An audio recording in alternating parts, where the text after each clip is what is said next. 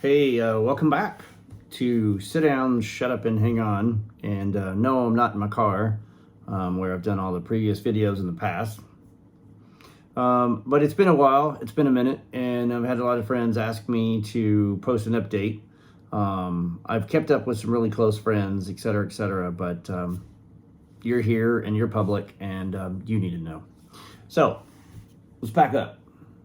Found out last year that I got cancer.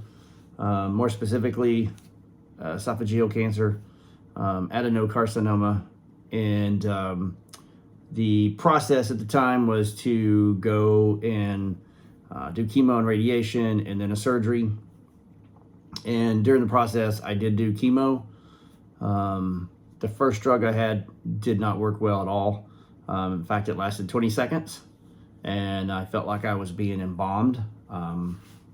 You're probably going to ask me what drug that was, and off the top of my head, I can't remember. But then the next drug we tried, which was several weeks later, was, and I'm probably not going to pronounce this correctly, so forgive me, but like Oxalia Platinum. So it's platinum, and so, metal, what's the word I'm trying to come up with that, it's helping this disease. Well, it's just dangerous to your health. Let's just say that the drug is nasty. So I handled it very well. My immune system has been very strong, and I didn't lose any hair, and I didn't get sick. Fatigued and tired and things like that. Those were normal, I think, that people get with cancer, but my immune pretty much fought it and never shot it down. And also went through radiation. In fact, lots of radiation, which you've seen in the previous videos. So anyways, that all happened, and I went to a surgeon, and the surgeon that I went to was in Traverse City. It was a recommended surgeon to go talk to that was a thoracic surgeon, somebody that specializes in esophageal cancer, more specifically esophagectomy. Which is, if you want to know, you can go research it. But it is a realignment of your esophagus. They remove your esophagus completely, typically from right here, which I have a scar you can see. Actually 12 new scars. I got battle scars. They rearrange your anatomy. And you're going to hear me have a little wheezing and wind every once in a while, and that's normal. Don't know when it'll go away, but the esophagectomy is, in a nutshell, they remove your esophagus and rebuild your new esophagus using your stomach. And so in one way, you can just think that your stomach's down here, and they just pull it up, sew it together. But it's much more than that. And so I went to the first surgeon, and I was told that it was going to be this minimally invasive surgery, and then I had this in my brain, and I was pretty much dead set of doing it until I got to the surgeon, and then it was the total opposite, and it was this big invasive surgery, and that if one thing happens on the table, and she mentioned 5 things happen on the table, then we would be saving my life and not reconstructing surgery. So I pretty much shut that down. Some really good friends of mine, during the process of me, call it grieving, disappointment, I had to come home and I had to think for a little bit. I had to go, what the hell? I'm just don't know what to do. And I decided that that's it. I'm not going to do the surgery. I'm just going to do the chemo and radiation, which I was finishing up, and then that's it. But some really close friends of mine, and their names are Christian and Michelle, had referred me to Dr. Bill, that is with the Mayo Clinic. Well, not really, but he is. But he worked with a product called PDT, which is a photosynthesis technology that's really about 40 years old. While he couldn't do it directly and talk to me, he referred me to Dr. Kenneth Wang at the Mayo Clinic in Rochester, Minnesota. He is from Detroit. and I live in Michigan, up in Gaylord, which is north of that by many, many hours. PDT was not a case. I was not a candidate, and so it was not a case for me to research and do anything further. But he asked me at the very end. I expected the conversation to end pretty much within 30 seconds when he told me that, which we were about 3 minutes in. But he said, "Would you like me to put you into the surgical team and see if somebody will take your case?" And I was like, "Yeah." And I was like, "I don't know how that works." And he goes, "Well, you're already in the system." So apparently, between Dr. Bill and Dr. Wang, they got me in the system. I was already a patient, already had an ID number. So I didn't have to do all the intake. I didn't have to do all the things that go with people. I was very, very fortunate. I mean, very, very blessed that how I got put in the system and how I got where I need to go was I'm beyond words. And so lo and behold, it's kind of like some of the TV shows you watched where there's a surgical team, multiple teams, and somebody talks about the case and somebody raises their hand. And I don't know the numbers, but I think it's somewhere between 9 and 10 teams in there, 12 teams or something like that. And one of the surgeons raised their hands and took my case. And her name is Dr. Shonda Blackman. She is a resident with the Mayo Clinic in Rochester, Minnesota, and she is a rock star. There's kind of a funny thing. I did a 3-minute or 30-minute or so Zoom call with her, and she had kind of I call it a cocky attitude, but it's really my wife. She's very assertive. My wife calls it confidence. But she's very highly intelligent, very smart, and she really calmed me down and made me relax and made me feel me, and told me that she's very confident in getting all the cancer, and that she made it very clear that I would not die of this cancer, that I would die of something else, and she will get all the cancer. She will get it all. And I'm like, wait a minute, you don't know me. You have a brief information of case on me. You only have what I told Dr. Wang. And so there's no charts, there's no records, there's no history. I'm just getting started. So who is this lady talking to me and telling me she's going to save my life, right? And yeah, it was so empowering to hear that. And I was so, I was taken back because I was like, I don't know how to act. I don't know what to feel. I'm 100% not wanting a surgery. And then here I am talking to a doctor. At the same time, I now have another doctor reaching out to me. At the same time, I'm actually on the Zoom call from the Henry Ford Clinic, and which is another cancer institution like MD Anderson and all. So during the conversation, I'm pretty much still at zero and everything. And then she kind of put me on the spot at the end of the call and just said, "Hey, mind if I ask you a personal question where you're at after we've talked today?" And while I really didn't have a direct answer, I did. And I just told her, I said, I'm at 70%. So I got off the call, felt very good about it the rest of the day. It's one of those empowering moments where you just, you get shit done, you kick ass and take names. And I felt very empowered. And it didn't happen that day, but several days in the future, I made the decision to go ahead and do the surgery. And so I reached back out to her, and we set a date, which happened on March 7th, which was the surgery, but I had to get there earlier on March 3rd. So my wife and I pretty much had to do a lot of things to change our life and get into Rochester. My wife was a rock star. So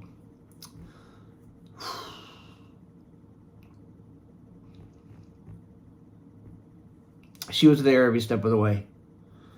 And didn't think I was going to get emotional talking to you guys, but cancer sucks. Fuck cancer. That's really what it is. Fuck cancer.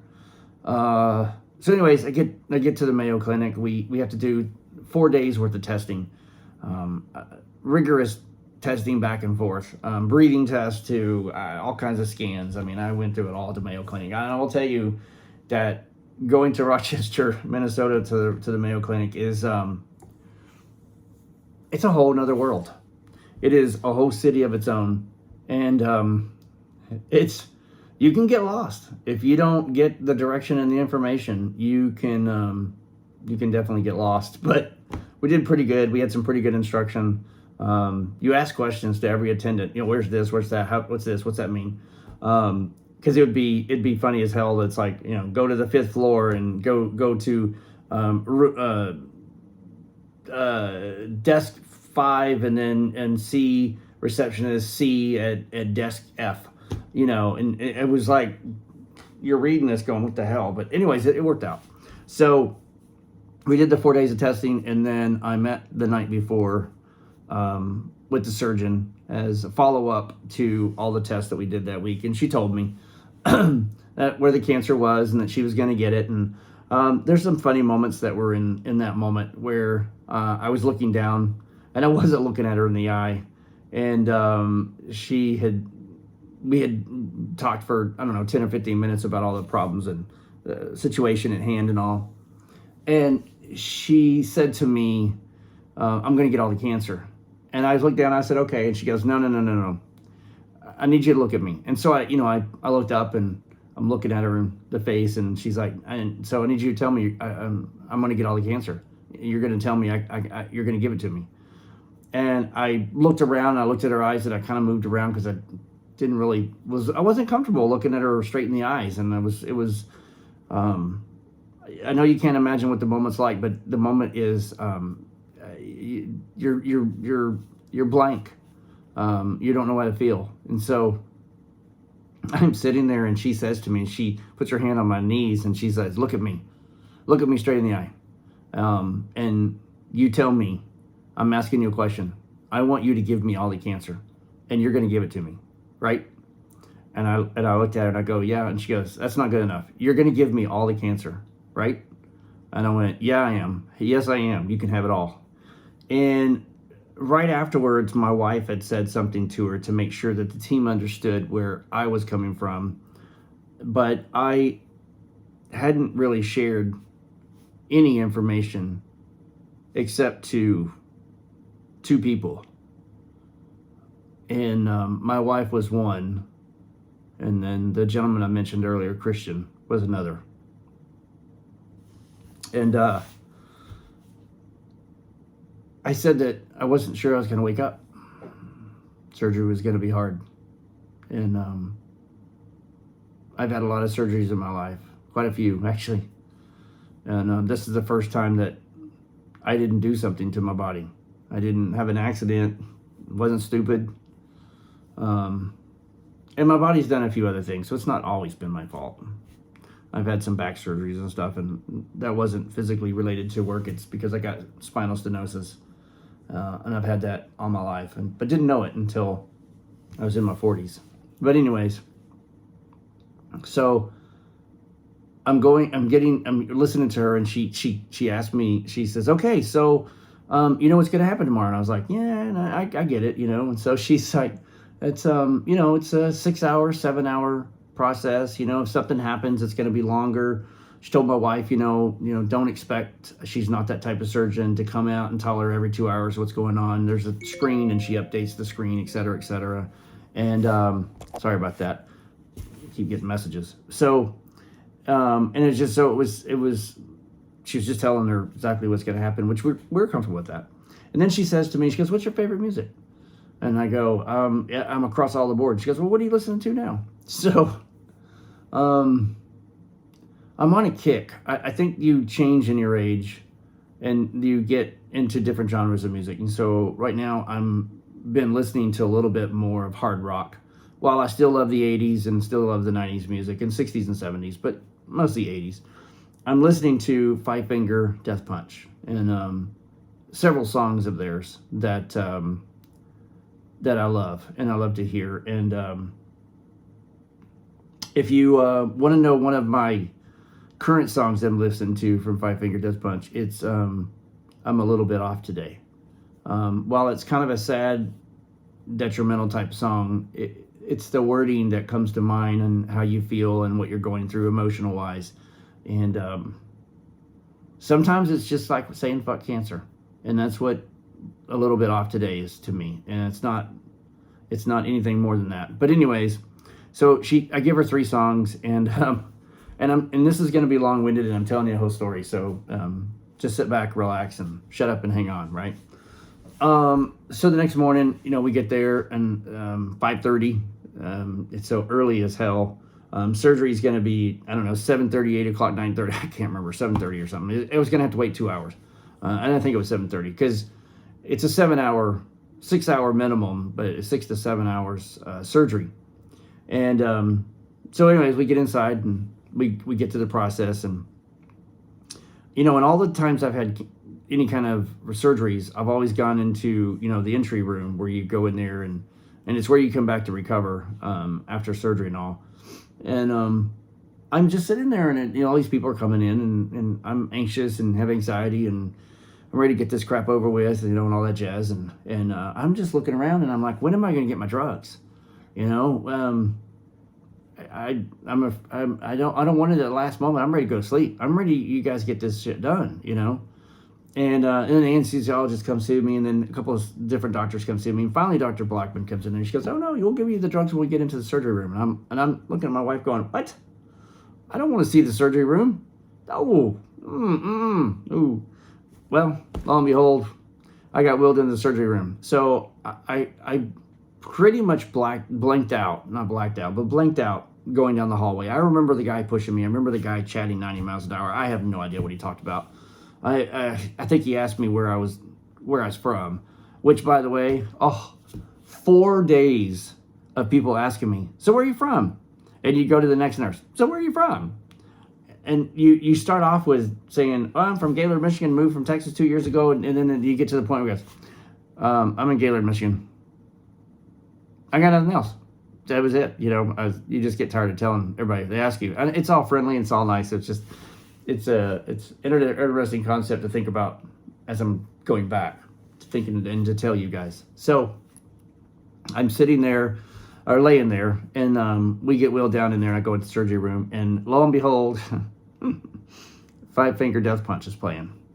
And I see there's a team of people in there. I don't know how many people were in there, but I remember 3 or 4 more specifically. One was a nurse that walked with me right when escorted me from the door into the room, and asked me to help them get me off the gurney to another bed, which, by the way, freaking thing is like 9 inches wide. That's what you got to lay on for the next 7 hours. And anyways, I'm hearing my music, and I'm watching a girl over here to my left, and she's jamming out, going, I've never heard this band. I really like this music. And so I was like, yay, I intrigued somebody to listen to something different. And then Dr. Blackman comes in, and I can barely see her as I'm laying flat, so I can see her at the corner of my eye come in the room, and she comes in, and she does this, and she says, "Well, this is different. So this is Five Finger Death Punch. I like this. This is actually a really good song." And it actually was one of my favorite songs. And it just came on. So I mean, like, it was like maybe 30 seconds in to my favorite song. And so she pauses for like 10 seconds. Felt like 30 minutes in my world. And all I hear is she does this, and then I see her arm go. And next thing you know is this gentleman that's sitting over here in a computer or an iPad or whatever he had. And he starts reading off. Okay, his name is Mark Warner. He's April 3rd, 66. And he just reads all my vitals and all that jazz. And I was out. And the time that I was there, I was still looking around, because I even asked the girl next to me, which was Katie. And I said, "Katie, when am I getting my drugs?" Because I was like, what the hell? You got me on this gurney, you got my music playing, and I'm going to be stuck in here for 6-7 hours. And I didn't want to see all this crap. I don't want to see the tools, which I didn't, by the way. But I did see some robotic arms, and I'll tell you about that in a minute. And so that was it. I passed out, and that was history. But it was really kind of interesting now that I think about it and talk about the process of that. So Dr. Blackman, she has patents and on some robotic procedures and technology that she has created over the years. So she is, oh my God, she, there's no perfect word. She's a godsend. She's an awesome surgeon. She's vivacious. She's pretty. She's bold, aggressive. My wife calls her confident. She's very assertive. She knows what she's doing. She's could be overly confident to some degree, but she really knows what she's doing. So moving out of that, I get into the surgery on March 7th, 2022. And I don't remember, I mean, it took around 7 hours. And apparently most people recover 2 hours. I took a little over 4 hours. I don't think I went over 4.5 hours. And so I was in my room already. My wife was in there. She'd been in there for several hours while I wake up. And my wife says that out of all the surgeries I've ever done, it's the first time she's ever seen me with my full complexion. I had, my color was there. I was breathing well. I didn't look like I was struggling. I looked very peaceful. But the fact that my color was there was magical. And I'm glad, because I know people can get sickly, and I didn't apparently. So,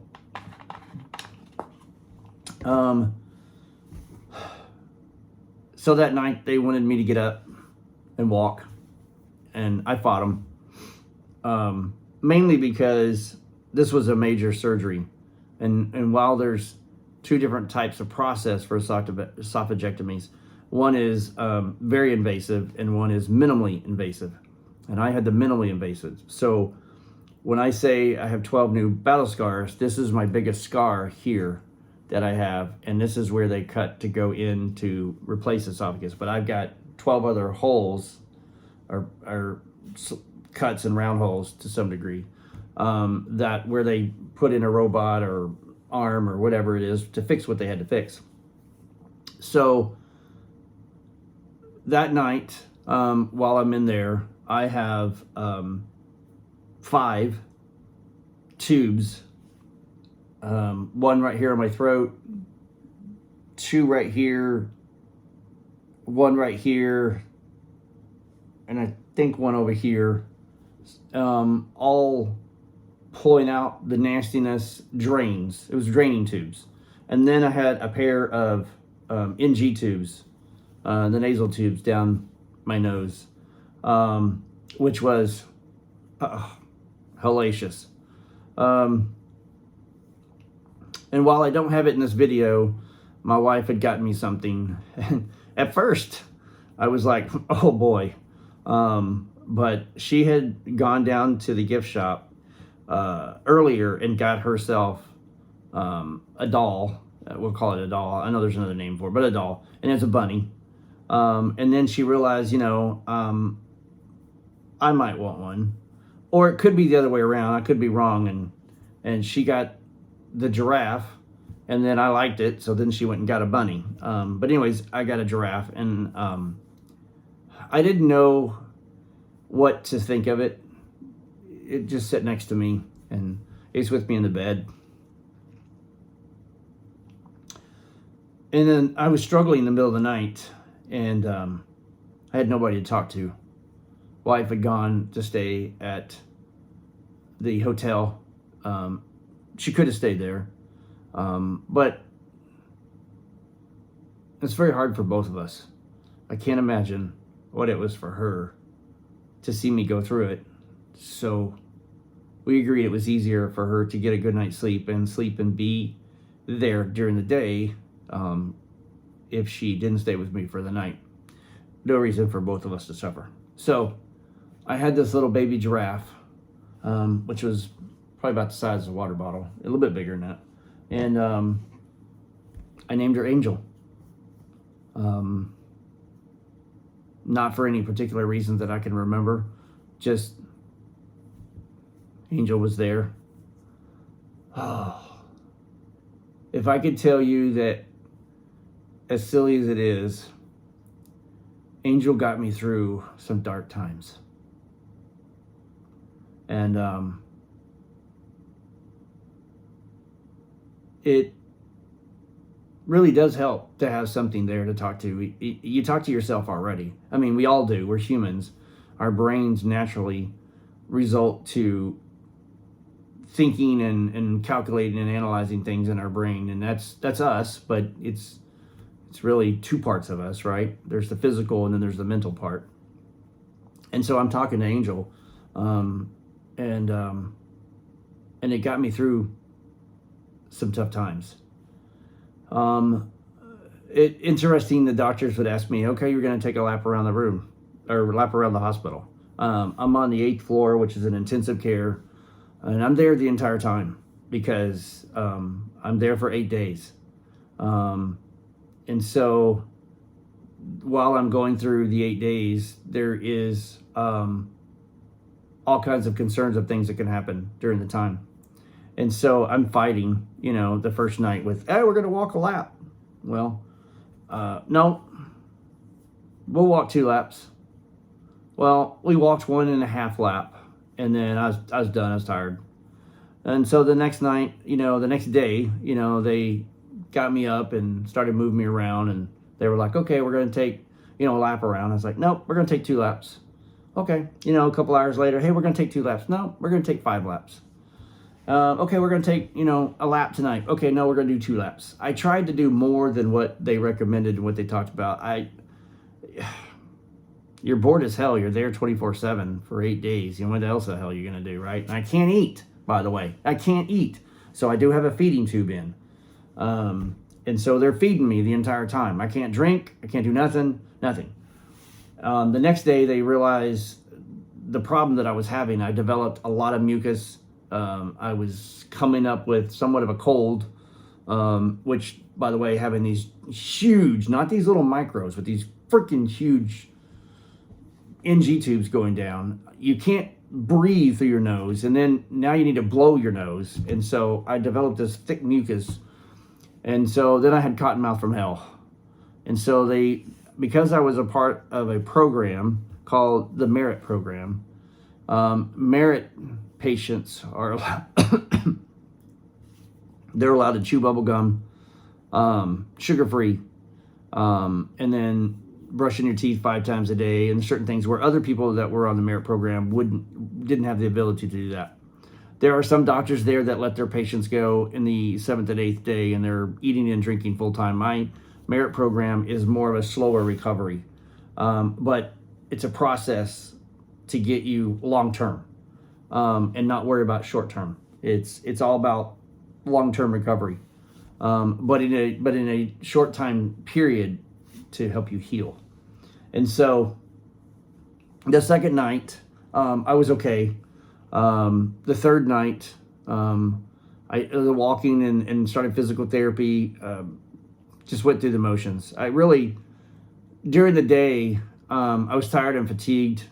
I smell food going down the hallways that other patients were getting. Not everybody. There were only a few patients, because not everybody had esophageal cancer on that floor. There was probably only 2 or 3 people. So then other people had different cancers where they could eat. So I would just chew bubble gum. So on my third night, I was tired. I couldn't sleep. I was miserable. I called the nurses in 1 or 2 o'clock in the morning. Angel wasn't helping me, and she wasn't talking to me, so I was miserable. And on the 4th night, I had it. I had it. It was 2 o'clock in the morning. I called the nurses in. I had a meltdown. From emotional breakdown to crying to yelling to screaming to I'm pulling these tubes out. I can't breathe. I haven't slept in 48 hours. I am absolutely miserable. And I can't imagine another time in my life that I was so miserable. And so I'm sitting there and I'm trying to recover that. And they ended up giving me some things like Zofran and a few other things to calm me down. And I was able to get a little bit of sleep. More or less the next morning, I slept from like 9 a.m. until 11 to 12. Then my doctor came in and said, we might pull out the tubes a little earlier. They usually typically keep you 8 days, and on the 7th day, they remove the tubes. I got the tubes removed on the 6th day. Turns out that was the best for me. I had pretty much gotten rid of all my fluids that they needed to drain out between my lungs. Oh, I need to talk to you about my lungs. I'll come back to that. And so the process is I will remove them early. Well, on the 6th morning, she came in at like 6 a.m. and said, yeah, we're going to remove the tubes today. Well, I had to wait till noon. So I was suffering still. But 6 to 10 hours after the tubes were out on the 6th day, holy hell. Wow. I was me again. I was it. Okay, now you want me to walk 5 laps? No. We're going to walk 25 laps. And so that's what I did. I just worked my ass off and I healed, and I did positive things. I didn't worry about nobody. I didn't do, I did everything they said they wanted me to do, but I was here. I did my own thing. My wife was there the entire time. She walked me through things, but we didn't have the conversation that some couples may have where you need to do this, you need to do that. You know, I pretty much got off my ass and I did things. There was a few times I gave her some hell. There was a few times, I mean, it's just what you do as a husband, right? But I love her very much. And so, so the 6th day was really good. And then the next morning, the team had come and said, you know, we might release you today. And I was, whoa, we're on the 7th day. Sure enough, 3 or 4 hours, which was around 11 a.m. on the 7th day, I got released. So that's my surgery, the process. I'm going to pause there and I'm going to back up. So during the testing, they saw an anomaly in my lung and thought maybe it might be cancer, because what it looked like in the scans was hard to tell. So what they did was, while we're in surgery, they deflated my right lung and cut a corner out on the top of my lung and immediately sent it to pathology to have testing. And if it was cancer, then we were going to cancel the surgery, wake me up, and then I was going to have to go down a different path, because then that means that I have lung cancer. Fortunately, I came back negative, and turns out that at some point in the last 6 months before all this, I had pneumonia. Could have been a little bit of COVID, which I never developed COVID the entire time, but that could have been it. And for me, it turned into pneumonia. And so it damaged a corner of my lung. And so they were going to give me some antibiotics. Afterwards, they pumped me with antibiotics during surgery and all to help me start to heal. And then I had it for a day or two while I was in the hospital. So now going back. So, I come home, and we took 2 days to come home because it's a 10-hour drive, and we didn't know how far I was going to be able to drive from Rochester, Minnesota to Gaylord, Michigan. And so we stayed overnight in a hotel, and I've got a backpack on because I've got my feeding tube and machine behind me, and I've got to carry this, and I've got to do this for a month. And so for 4 weeks. So I come home, and I'm relaxed the first day. It took me 3 days laying on the couch and watching TV back to back and everything, and just recovering, And on the 4th day, my wife pretty much had it, that I wasn't getting up and doing anything, that I was not doing what I did in the hospital. I became just the opposite. I don't know that I was depressed, but whatever I was going through, I needed to go through it. And she had a meltdown, and it woke me up. And so within the hour, I got my ass up off the couch and I got busy doing things. And we started walking down my driveway, which is a quarter-mile long. So we would walk down there and walk back. So we weren't quite getting to a mile a day for a few days. No water, no food, just a feeding tube for several weeks. I got through 2 weeks, and then somewhere between right at the beginning or the first day or two in the third week, I started getting the hunger pains. And even though I had feeding tube, and even though I had the calories coming in, et cetera, I mean, I'm still chewing bubble gum. I'm sucking on lozenges because I can't swallow anything, can't have water, God forbid any food. And so I finally had it and told her, I said, you got to make me some chicken broth. I got to have something to go down my throat. So I had two tablespoons of it, which that went very well. And by the way, I tried to tell my surgeon, my doctor, when we were in the hospital, I was already swallowing a little bit of water. I know I wasn't supposed to. It can kill you. But I already felt good and felt there. And so we're about 3 or 4 days in, and then I said, I've got to have some substance. So we decided that I would do very light shredded chicken. Like we're talking micro cut-ups of no more than the size of my thumb. You know, we're talking about so small. And very small bites that I could just basically wouldn't have to chew, just swallow.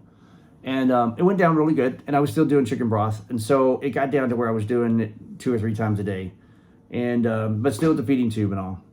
And then within a couple of days, I started drinking water, but I didn't tell my wife. Oops. And she realized it because she caught me. Oops. But I got tired of the cotton mouth. I got tired of no drinking, no nothing. So that was my 4 weeks. And then I had, and that was really, I didn't have any problems, just fatigue. And then I had to do a 4-week follow-up with my surgeon. And so this is where it gets kind of funny. So we drive all the way to Rochester. I go in and do, and I forget what they call this thing, but it's a test where you drink a barium and 3 or 4 other fluids down your throat, and they watch a live screen of you swallowing. And everything looked good on the pictures. And then several hours later that day, I had to meet up with her, my Dr. Blockman, to go over it. And she immediately asked if she could bring an audience in. These were not doctors, but they were technicians that are watching the procedures. And because I was part of the merit program, it was one of the things that she does with certain people. And so I said, yeah, sure, bring them in. So she comes in, she sits down. She doesn't like to type on the keyboard because it's too slow for her. And she messes up things and all. So she uses a dictaphone that's tied USB to the computer. And so she gets on there and she explains what to the 3 or 4 people I think it is, in the room. And they're sitting on the bed across from me, and my wife's sitting next to me, and I'm sitting here, and my doctor's sitting there. And she gets on the dictaphone and she says, yeah, I'm here with my patient. And then she says, oh, and this is where I got to stop. I got to type his name in because the dictaphone doesn't type the name in correctly, and then I have to go back and spell it. And so then she comes back and she says, okay, so I'm here with the patient, and it has been 4 weeks since he has come in for surgery, and he has not had any water or any food. And I turned, and she looked at me, and she's like, I had a little bit of water. And she didn't hear me say I had food. She just heard me, I had water. And she's like, oh my God, Mark, you could have died. That could have killed you. And then she took a deep breath. And I was like, okay. So the funny part was she turns, she gets on the dictaphone, and she goes, so the patient just explained to me that he cheated and didn't make it to the 4 weeks. And then she goes on and talks about everything. And I'm still stuck on, oh my God. She laughed, and I laughed, but it was, she made this big old thing about cheating. And I'll get back to that here in a little bit as I finish up tonight, rambling with you guys. And so everything was good. Everything's good. And she goes, okay, you can start eating soft foods for a week, and then slowly eat less on your feeding tube. And then, you know, in 2 weeks, you should be able to remove your feeding tube. Well, I pretty much held her on that one. And I didn't have to go back to Rochester. I had another surgeon here, the one that actually found my cancer and did the scope and all last year. I asked her if I could make an office visit and her to remove the tube when I knew I was good. And I was already eating, and so I was already good. In fact, when we left the hospital, I had lunch. Chicken nuggets and stuff like that, just light stuff. And then that night had some stuff, and so I already started eating, but I was still doing the feeding tube. Yeah, all well, came home. 2 weeks later, got the feeding tube removed, and that puts me into April. Right now, it's April 30th. So in the last 4 weeks, I'm learning how to eat again. I'm learning what I can eat. So I've developed a few problems. For the rest of my life, I can't have bread. I can't have rice. And I got to cut out sugar, 100%. But it's unfortunate that almost everything you look at's got sugar in it. So far we have found that anything I do with 4 grams or less of sugar, I'm okay with. But I have a lot of things that are zero sugar. It's hard to find a lot of calories, a lot of protein and fat, but no sugar. Because when they say zero, it removes everything. So I've tried different things that have an alternative to sugar that's in there. And so I've tried those things, and while those are working, it's interesting to go to the grocery store and spend lots of money and try to figure out what foods you can have that is no sugar, right? So everything's been really well up until really this last week, around the 20-something, last 10 days. I am finding out that once or twice a day I was having a hard time swallowing food. So I would eat something, and then I would just take back for your old folks, a swig, and it would help the food swallow. And by the way, that's as much as I can drink at a time. If I drink any more than that and gulp it, then it gets hung, it gets stopped up, and then I can release it. Try not to be nasty here. So, upchuck, whatever you want to call it. And so, the last 3 days, I have developed this whole time since I started eating food and swallowing, I've developed what I feel like, and it's hard to explain, but it's like the food goes over the corner and then it gets hung right here. And then I have to drink a little bit of fluid to get it to go down. What's really happened is really 3 things. I'm inflamed and my system is irritated, and it hasn't found its way in the new anatomy to process food where it needs to go. And so I probably developed a little bit of acid reflux, which, by the way, is what caused this whole thing. 10 years, 15 years of acid reflux, not knowing really that it was that bad and that I had it, that caused the cancer. So go get checked up. And if you have acid reflux, continue to get checked up. And if you have acid reflux, take something for it, because then you could be just like me and have esophageal cancer because of acid reflux. So there you go. So anyways, now what's happened is, like, for example, earlier today, I had a good breakfast, decent, and then I ate lunch, and then I was getting ready to leave, and I started to snack. So I have to eat every 2 hours. So I'm constantly got water with me, and I'm constantly eating every 2 hours. And really, it's just whatever fits right here in the palm of your hand. And so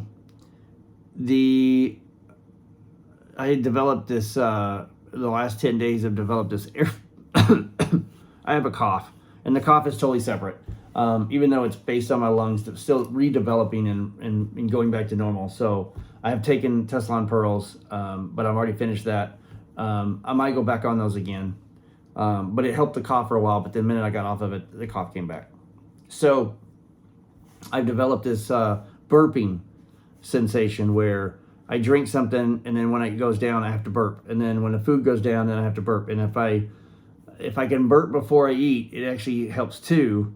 But I still have to burp afterwards. And I say burp, it's right then and there. I mean, right after I swallow the food and it goes halfway down, I got to burp. It turns out it's called air fascia. It's because my system's inflamed, it's irritated, and I'm sucking in a lot of air. So every time I drink, what I'm supposed to do now is blow air out, swallow without sucking in the air. And then, and so far that's helping. And I was not able to eat the rest of the day. And so therefore around 7 p.m. or so, I finally had a meal and it stayed down and I've been able to drink again, where for hours there, I wasn't able to drink. So they tell me I need to slow down eating, eat smaller, maybe not every 2 hours, maybe every hour and a half, but just eat slower. So I'm working on that. So anyways, that's where I'm at. And that's really kind of get you all caught up. I can't think of anything else I could tell you guys. I have a few friends on Facebook that are going to watch this video, and I know it's over 45 minutes, and I'm sorry, not sorry. But now you get to see my face. You get to see I've lost 30 pounds, but I am very healthy. My immune system fought the entire way.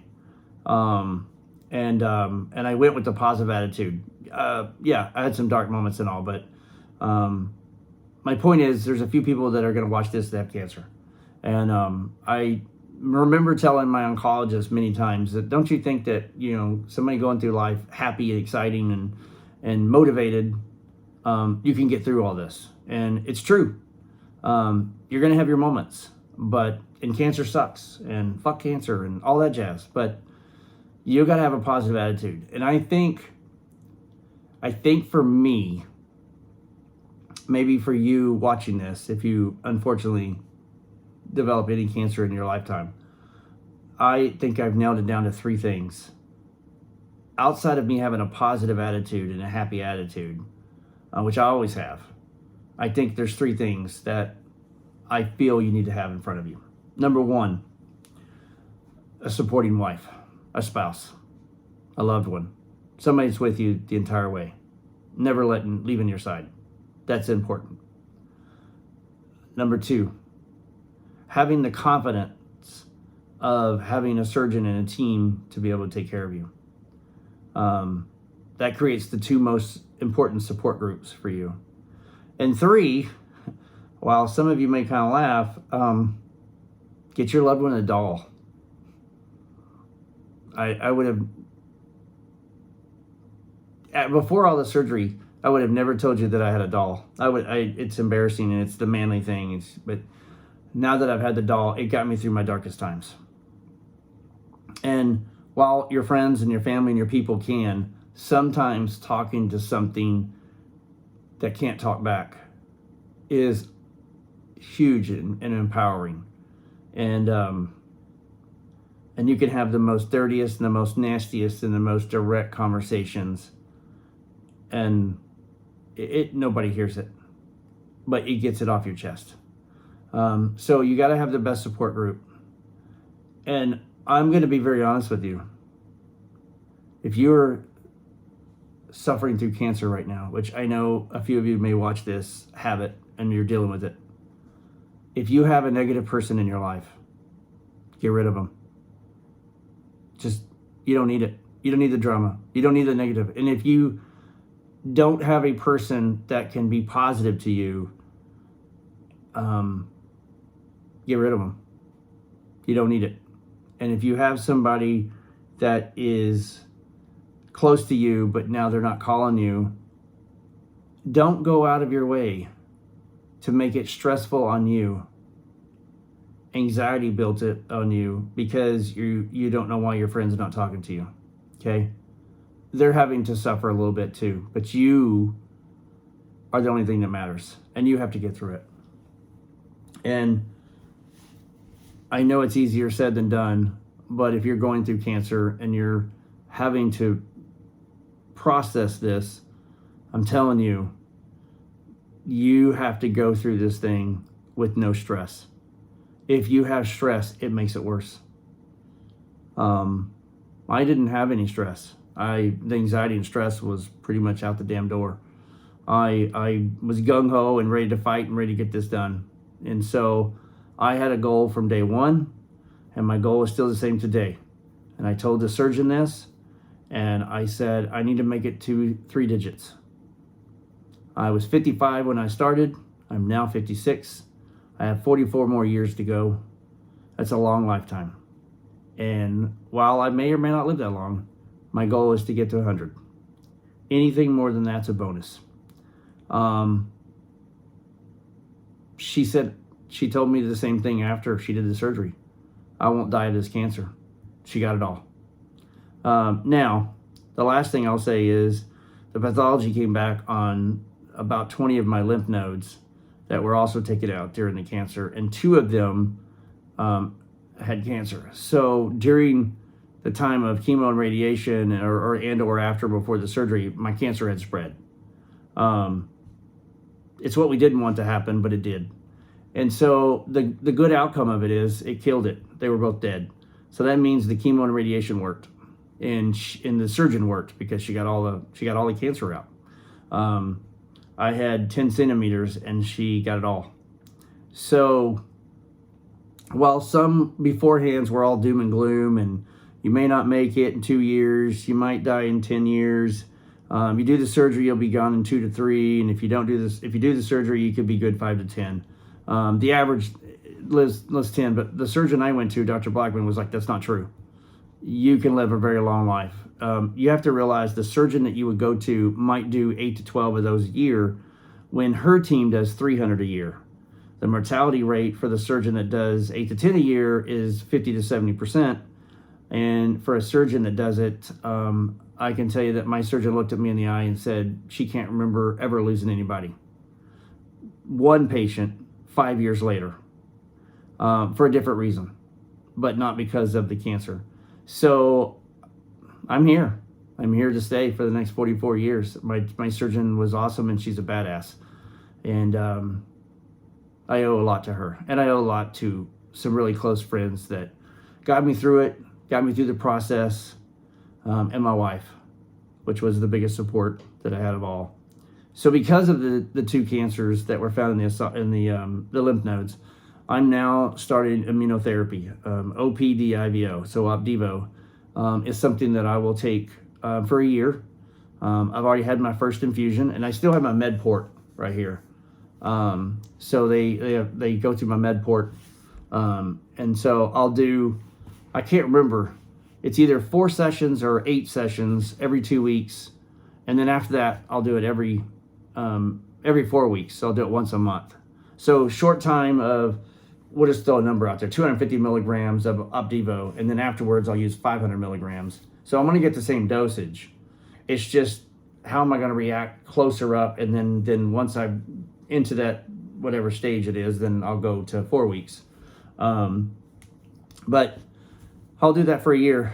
So it is a very considered light chemo. But what it does, which is interesting, the drug that it does, while it fixes one thing, it's the commercial that you would watch on TV that screws up 49,000 other things. It's the one where the guy talks about, it saves, it's a miracle. And then there's another voice comes on and he reads 90 miles an hour and he talks about, but you could have constipation, diarrhea, call your doctor if you have low blood sugar, high blood sugar, if you're a diabetic, blah, blah, blah. And you're like, well, I don't want that drug. Well, damn it. That's the drug I'm taking. But it is what it is. So I'll do that for a year.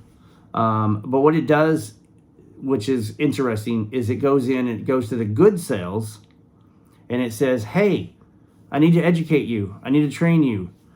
There's a bad cell over there. Go kill it. And it's a training drug. So essentially, it just goes and tells the good cells to go kill the bad cells when it finds them. So no big side effects for me yet. If anything, it's rare on a few things. My thyroids could swell up. There's other problems I could have, from constipation, diarrhea, which day do I not have that? Well, that's where I'm at, guys. So now you're updated. I'm glad that you sat down and you shut the hell up, and you hung on with Living Thread to get through 55 minutes of this video post. And sorry, not sorry. I'll start doing more because I want to start talking to people about cancer. I want to start telling people that it really does suck, but you can get through it. And yeah. So thanks for watching.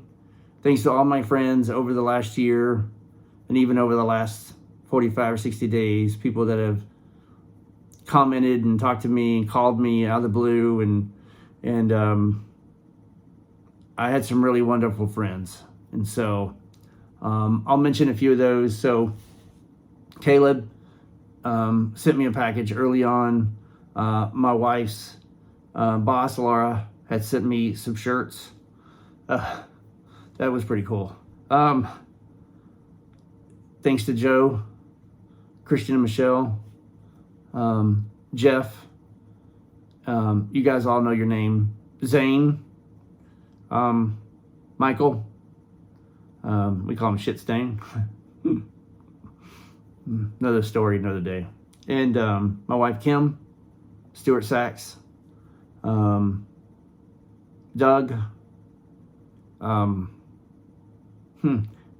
we have a friend that because his name is Mark, he's white Mark and I'm black Mark, but anyways, Mark, it's good to see him. And Eric, Renee, and I'm trying to think, Sean Heatley, there's just probably other names, my aunt Debbie, there's several of my good friends that have reached out to me, meant a lot to me, and thank you from the bottom of my heart. Peace. Now sit down, shut up, and hang on, because the ride's not over.